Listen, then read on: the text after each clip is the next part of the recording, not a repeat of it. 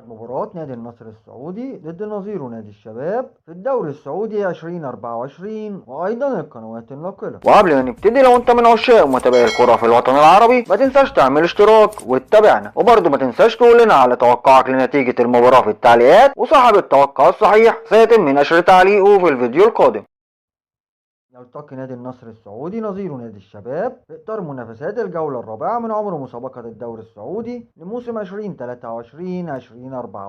ويدخل نادي النصر المباراة ويحتل المركز العاشر في جدول ترتيب فرق الدوري برصيد 3 نقاط، بينما يأتي نادي الشباب في المركز الرابع عشر برصيد نقطتين. وكان آخر لقاء جمع ما بين الناديين قد انتهى بالتعادل السلبي بدون أهداف، وهي المباراة التي أقيمت في شهر يونيو الماضي في البطولة العربية للأندية، وقد تم تحديد يوم الثلاثاء الموافق 29 من شهر أغسطس الحالي موعدا لإقامة المباراة. ومن المقرر أن تنطلق صافرة بداية اللقاء في تمام الساعة 9 مساء بتوقيت مكة المكرمة والقاهرة، الساعة 7 مساء بتوقيت تونس والمغرب والجزائر. أما عن القنوات التي يمكن من خلالها مشاهدة المباراة، فيمكن أن نتابع المباراة حصريا فقط من خلال شبكة قنوات SSC سبورت السعودية، ويمكن أيضا أن نتابع اللقاء من خلال منصة شاهد على الإنترنت.